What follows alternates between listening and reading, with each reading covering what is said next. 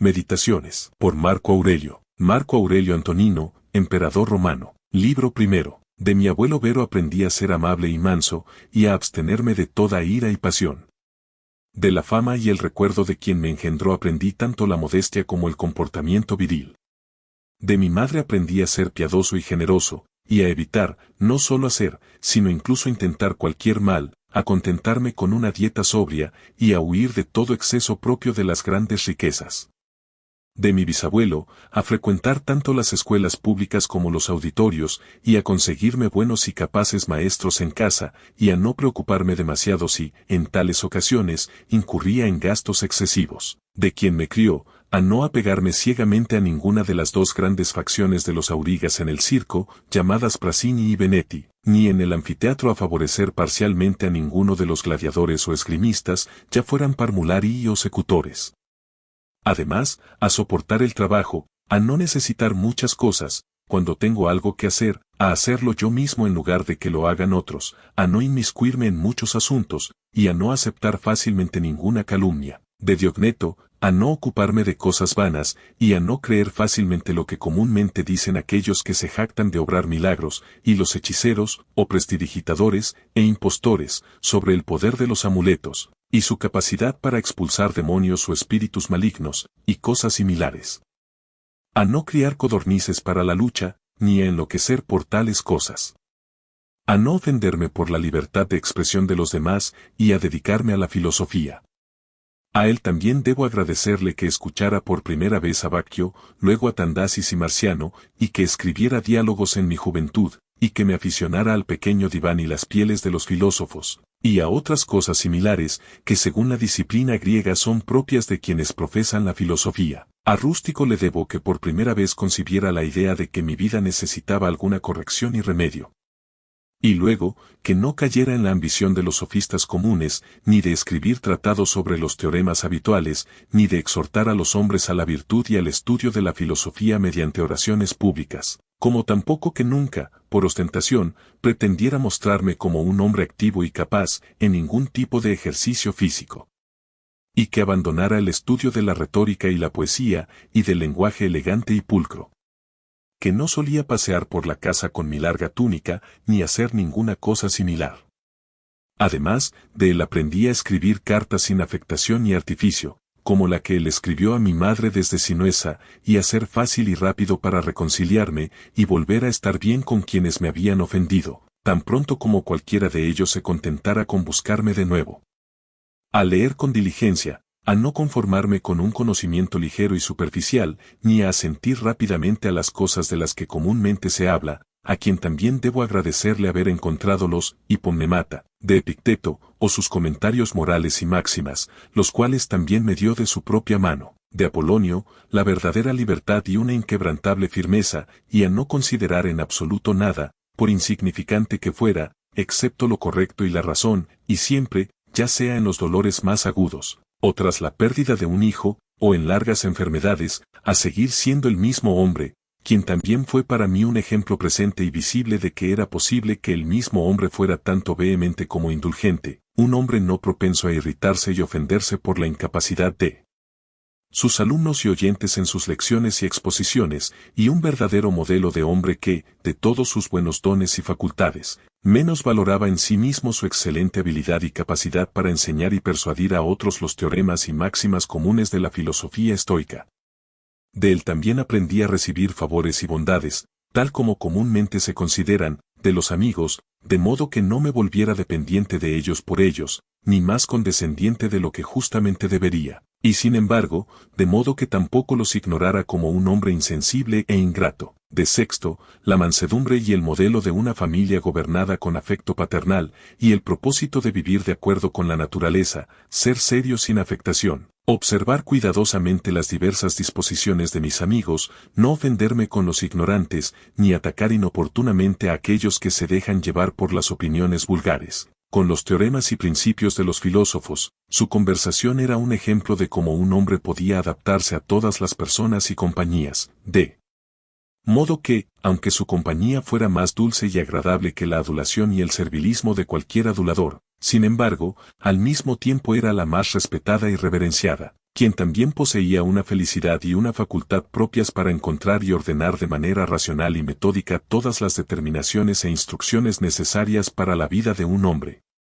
Un hombre sin la menor apariencia de ira o cualquier otra pasión, capaz al mismo tiempo de observar con la mayor exactitud la apatía estoica o la impasibilidad y sin embargo ser el más tierno de corazón, siempre de buena reputación, y sin embargo, casi sin ruido ni rumor, muy erudito, y sin embargo, haciendo poca ostentación, de Alejandro el Gramático, a ser irreprochable yo mismo, y a no reprender a nadie de forma reprobatoria por un barbarismo, un solecismo o una falsa pronunciación, sino diestramente, a modo de respuesta, testimonio o confirmación del mismo asunto, sin hacer notar la palabra, a pronunciarla como debió haber sido dicha, o mediante alguna otra admonición sutil e indirecta, a hacérselo saber con gracia y cortesía. De frontón, a cuánta envidia, fraude e hipocresía está sujeto el estado de un rey tirano, y como aquellos que comúnmente son llamados, es decir, de noble cuna, son en cierto modo incapaces o carentes de afecto natural. De Alejandro el Platónico, a no decir ni escribir a nadie en una carta, a menudo ni sin gran necesidad, no tengo tiempo, ni de esta manera posponer constantemente los deberes que tenemos con nuestros amigos y conocidos, a cada uno en su medida, bajo pretexto de asuntos urgentes. De Cátulo, a no despreciar la protesta de ningún amigo, aunque injusta, sino a esforzarme por devolverlo a su disposición anterior, a hablar bien de todos mis maestros libre y sinceramente en cualquier ocasión, como se cuenta de Domicio y Atenodoro, y a amar a mis hijos con verdadero afecto. De mi hermano Severo, a ser amable y cariñoso con todos los de mi casa y familia, por quien también llegué a conocer a Tracea y Elvidio, y Catón, y Dión, y Bruto. Él fue también quien me inculcó la primera idea y el deseo de una república equitativa, administrada con justicia e igualdad, y de un reino en el que no se considerara nada más importante que el bien y el bienestar de los súbditos. De él también, a mantener una conducta constante, no interrumpida por otras preocupaciones y distracciones, en el estudio y la estima de la filosofía, a ser generoso y liberal en la mayor medida, a esperar siempre lo mejor y a confiar en que mis amigos me aman.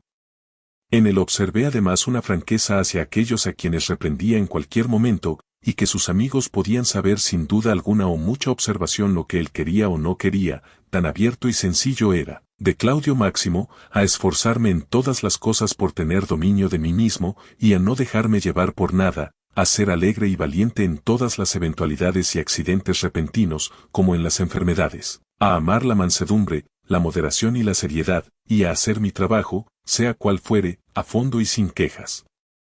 Todo lo que decía, todos le creían que pensaba como hablaba, y todo lo que hacía, que lo hacía con buena intención.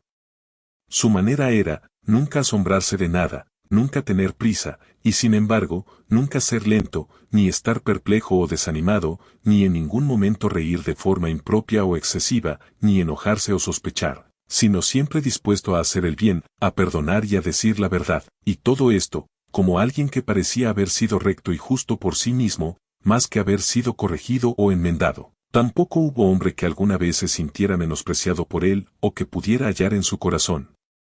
pensarse mejor hombre que él. También era muy agradable y afable. En mi padre, observé su mansedumbre, su constancia inquebrantable en aquellas cosas que, tras un debido examen y deliberación, había determinado. Cuán libre de toda vanidad se mostraba en asuntos de honor y dignidad, tal como se estiman su laboriosidad y asiduidad, su disposición a escuchar a cualquiera que tuviera algo que decir en beneficio del bien común, cuán general e imparcialmente daba a cada uno lo suyo, su habilidad y conocimiento para saber cuándo la rigurosidad o la extremidad, o cuándo la indulgencia o la moderación eran oportunas, cómo se abstenía de todo amor impuro por los jóvenes, su moderada condescendencia a las circunstancias de otros hombres como un hombre común, sin exigir absolutamente a sus amigos que lo atendieran en sus comidas habituales, ni que lo acompañaran necesariamente en sus viajes, y que cuando algún asunto, por alguna ocasión necesaria, debía ser pospuesto y omitido antes de poder ser terminado, siempre se le encontraba, al retomarlo, el mismo hombre que era antes. Su examen preciso de las cosas en las consultas y su escucha paciente a los demás. No abandonaba precipitadamente la búsqueda del asunto, como alguien fácil de satisfacer con nociones y aprehensiones repentinas.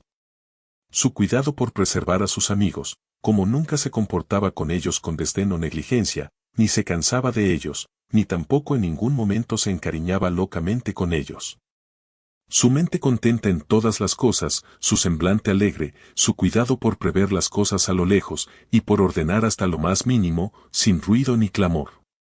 Además, como todas las aclamaciones y la adulación eran reprimidas por él, cuán cuidadosamente observaba todas las cosas necesarias para el gobierno y llevaba un registro de los gastos comunes, y cuán pacientemente soportaba que algunos lo reprendieran por su forma de actuar estricta y rígida, como no era ni un adorador supersticioso de los dioses, ni un complaciente ambicioso de los hombres, ni ávido de aplauso popular, sino sobrio en todas las cosas y en todas partes observante de lo que era apropiado. No afecto a las novedades, en aquellas cosas que contribuían a su comodidad y conveniencia, de las cuales su fortuna le brindaba abundancia, sin orgullo ni jactancia, pero con total libertad y holgura, de modo que así como las disfrutaba libremente sin ansiedad ni afectación cuando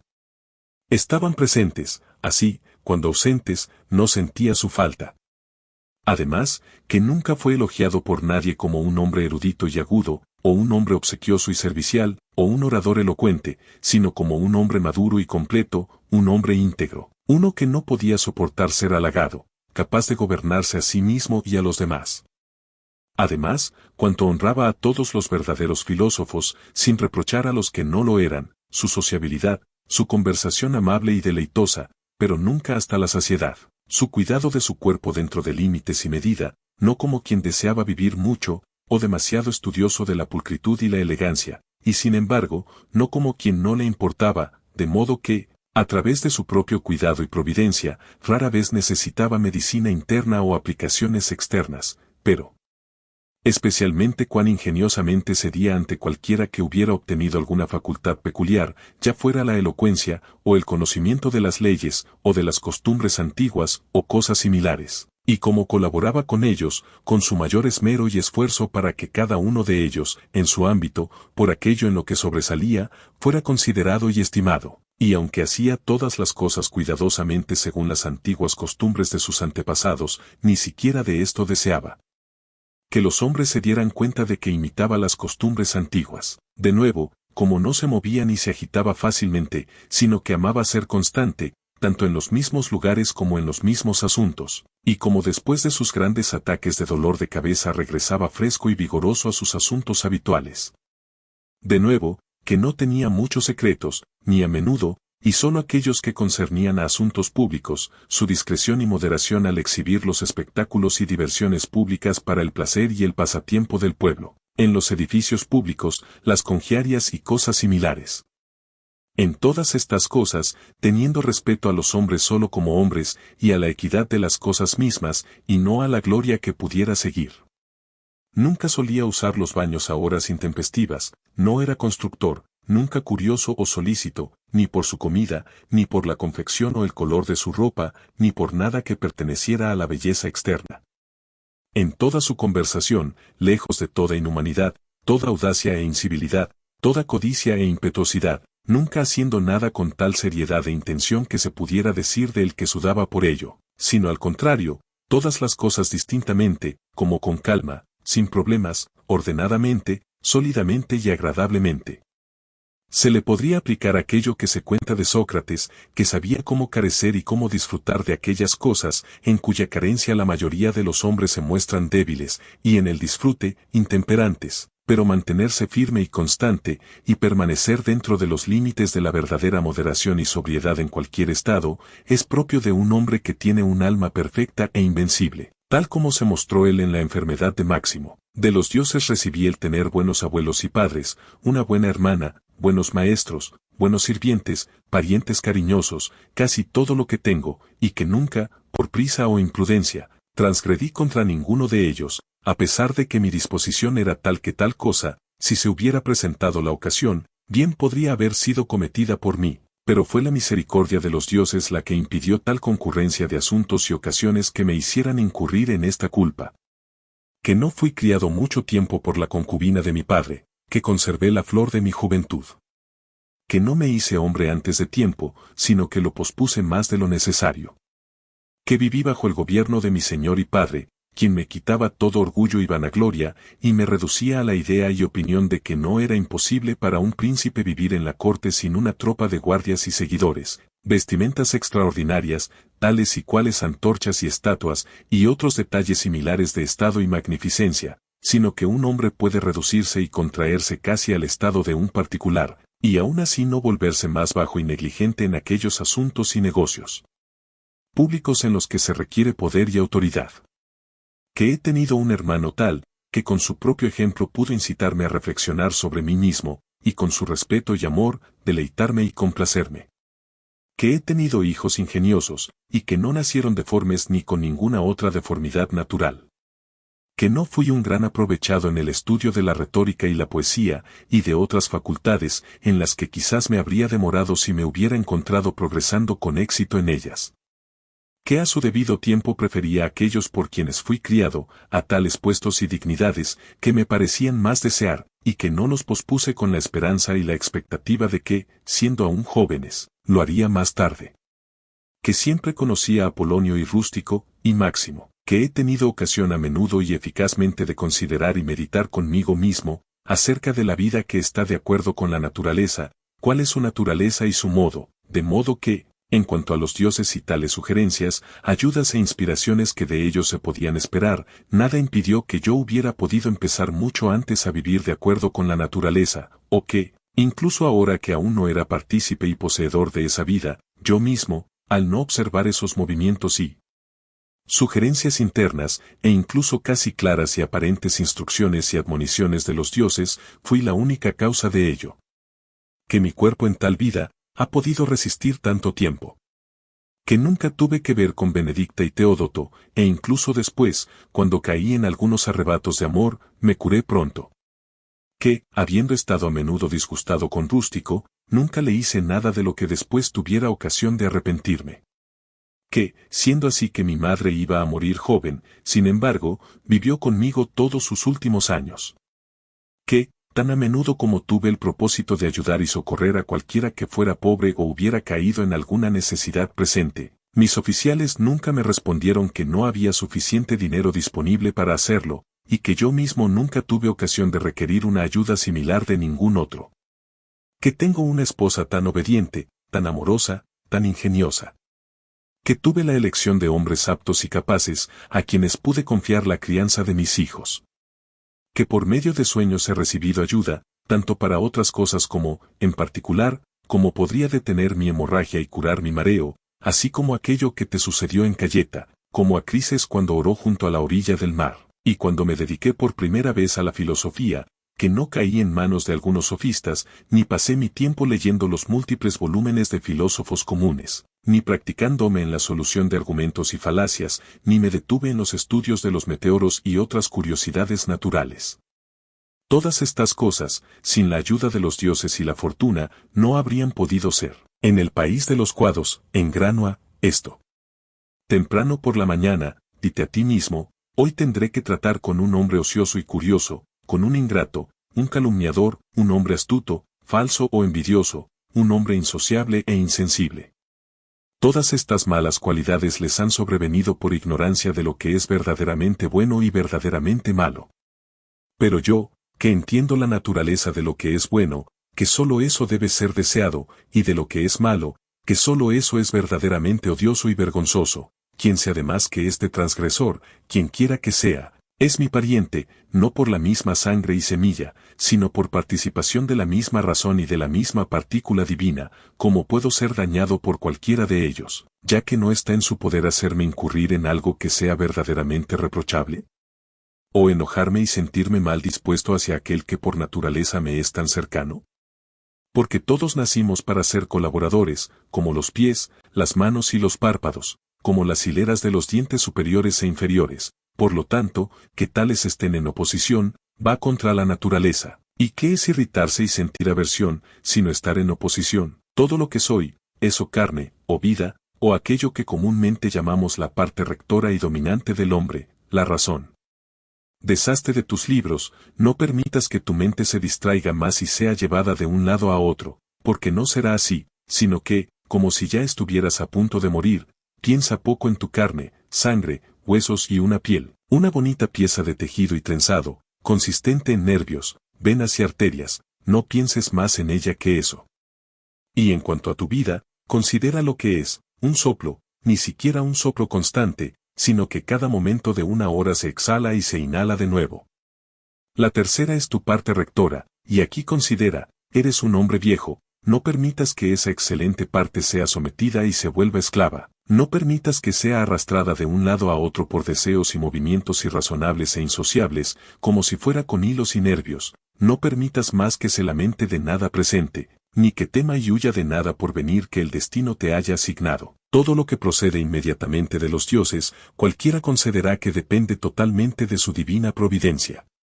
En cuanto a aquellas cosas que comúnmente se dice que ocurren por fortuna, incluso esas deben concebirse como dependientes de la naturaleza, o de esa primera y general conexión y concatenación de todas aquellas cosas que, más evidentemente, son administradas y llevadas a cabo por la divina providencia.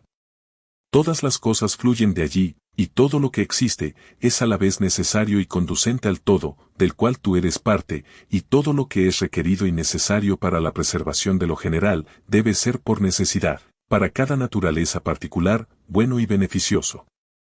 Y en cuanto al todo, se preserva, así como por la mutación y conversión perpetua de los elementos simples unos en otros, así también por la mutación y alteración de las cosas mezcladas y compuestas. Que estas cosas te basten, que sean siempre para ti, como tus reglas y preceptos generales. En cuanto a tu sed de libros, deséchala con toda presteza, para que no mueras murmurando y quejándote, sino verdaderamente manso y bien satisfecho, y de corazón agradecido a los dioses.